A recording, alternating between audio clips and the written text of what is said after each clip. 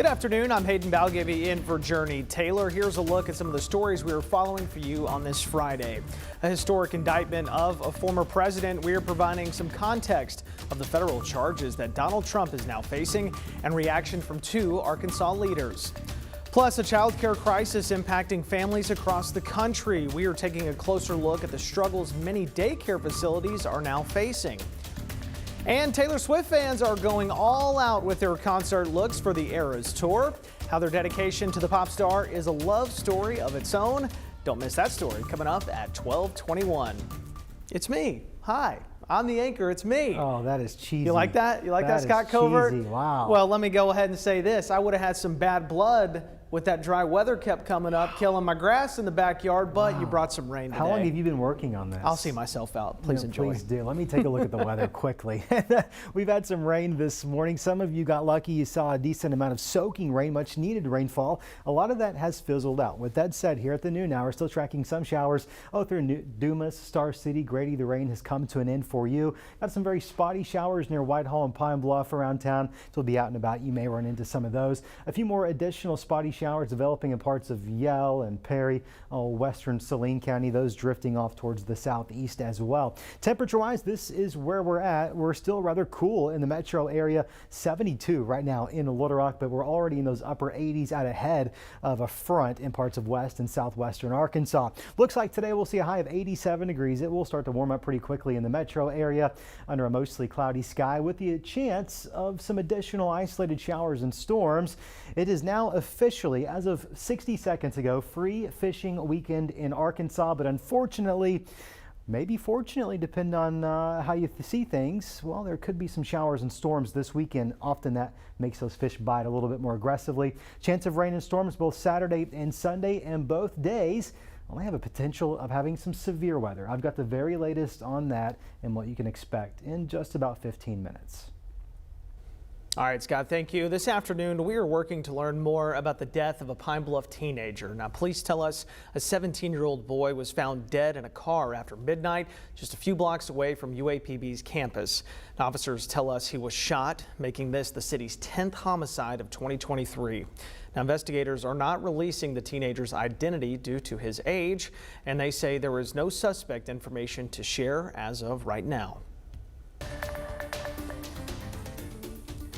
Turning now to one of our most viewed stories on THV11.com, former President Donald Trump has been indicted again, accused of mishandling classified documents, obstruction, and other crimes as well. Now, the current frontrunner for the 2024 GOP presidential nomination is already facing 34 state-level felony charges. That's in a separate case, and other investigations are still ongoing as well. Natalie Brand has the very latest from Washington. Donald Trump has been called to appear in a Miami court Tuesday, becoming the first former U.S. president to face federal charges in connection to his alleged mishandling of classified documents. I'm an innocent man. I did nothing wrong. Trump was the first to reveal the indictment on social media Thursday night, blaming Democrats for what he's calling the box hoax. They figure the way they're going to stop us is by using what's called warfare. And that's what it is. This is warfare for the law. Trump's attorney says the 7 counts include unlawful retention of national defense information, obstruction, conspiracy, and false statements. A special counsel appointed by the Justice Department has been investigating Trump's alleged mishandling of documents marked classified, as well as the events surrounding the January 6th Capitol attack. The new criminal charges stem from a 15-month effort by the federal government to retrieve records Trump had at his Mar-a-Lago estate in Florida. After issuing a subpoena to turn over government records last year, the FBI searched the property. In total, more than 300 records, including some marked top secret, have been recovered. The former president claims he declassified the sensitive materials when he left the White House. I took the documents I'm allowed to. The worst evidence against Donald Trump is once again from Donald Trump. Yeah. He says he retained these documents. Yeah. And by the way, they don't have to be classified. So the fact that he wants to say he declassified them is irrelevant. A key piece of evidence is expected to be an audio recording. CBS News confirmed investigators obtained a recording in which the former president acknowledges he held on to a sensitive Pentagon memo about Iran after leaving the White House. Natalie Brand, CBS News, Washington. On social media, Trump has accused the Biden administration of weaponizing the Justice Department. President Biden insisted that the department acts independently. A lot of reactions on social media about the indictments, including 2 from the former and current governors of Arkansas. First from Asa Hutchinson, who is running against Trump for the GOP nomination. He said in this statement, while Donald Trump is entitled to the presumption of innocence, the ongoing criminal proceedings will be a major distraction. This reaffirms the need for Donald Trump to respect the office and end his campaign. But current Governor Sarah Huckabee Sanders disagrees. Now, in a tweet, she said the Biden administration is weaponizing the DOJ to go after their #1 opponent. The American people should choose our next president, not politicized prosecutors handpicked by Joe Biden. Now, in other news, Joran van der Sloot, the main suspect in the 2005 disappearance of Natalie Holloway, is set to be arraigned in federal court today.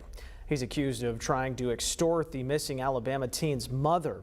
Now, van der Sloot was taken into U.S. custody yesterday after a flight from Peru, where he was serving a 28-year murder sentence in a different case. Holloway disappeared on the Caribbean island of Aruba. A judge declared her dead, but her body has never been found. And large sections of the U.S. are bracing for a 3rd day of smoky and hazy skies that have prompted concerns for many Americans. The Northeast, which has been especially hard hit from the smoke that was blown in by those Canadian wildfires, showed some signs of improving air quality yesterday.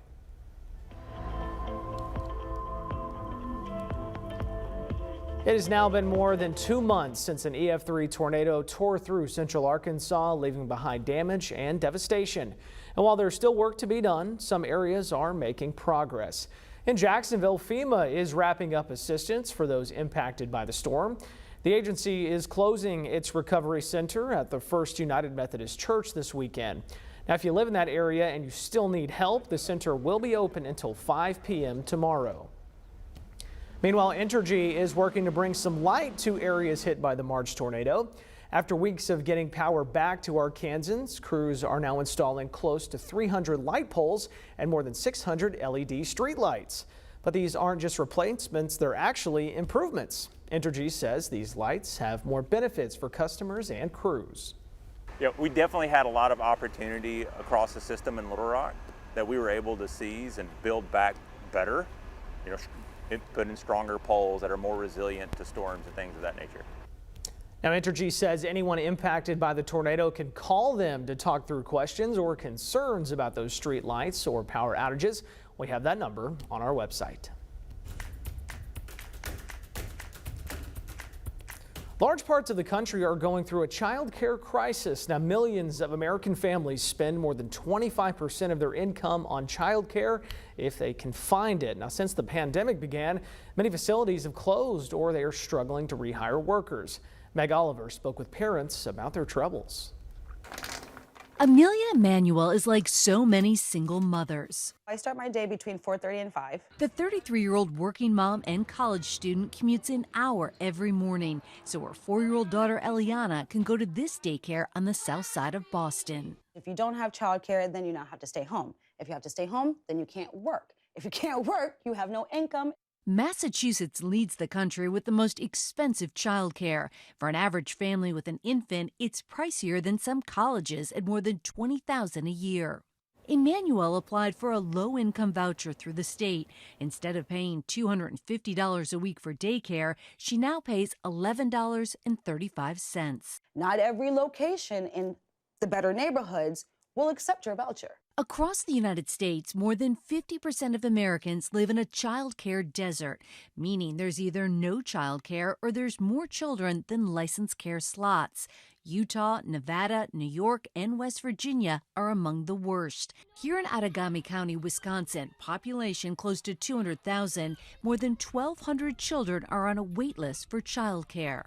Last November, when this daycare shut down with little notice, full-time working moms Virginia Moss and Tiffany Simon took action. Hi. They bought the building and within 2 months opened Joyful Beginnings Academy. Why do we got shovels? Their school already has a wait list of nearly 100 kids. What does this child care facility mean to your community? I think it's bonded our community together. Advocates are lobbying Congress to pass the Child Care for Working Families Act, so families wouldn't have to pay more than 7% of their income on child care. Meg Oliver, CBS News, New York. Here's a question for you. When do you brush your teeth in the morning? Well, if it's before you eat or right after, you may want to reconsider your routine. We're going to explain coming up in 7 minutes. Scott? Well, we had some showers this morning. Rain has come to an end for most of us. There's the potential for some additional development later this afternoon. We're also tracking some severe storms in your weekend forecast. Not just one round, but 2 rounds of those storms.